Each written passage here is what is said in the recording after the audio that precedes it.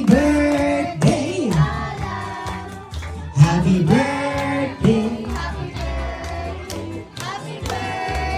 Ang inay mas malakas ay Happy birthday! Happy birthday! Happy birthday! Alright, kids, magkakanto ng 3, sasabihin lang natin, Happy birthday, Ala. Did Baby Ala blow your candle? Okay, 1, 2, 3, Happy birthday!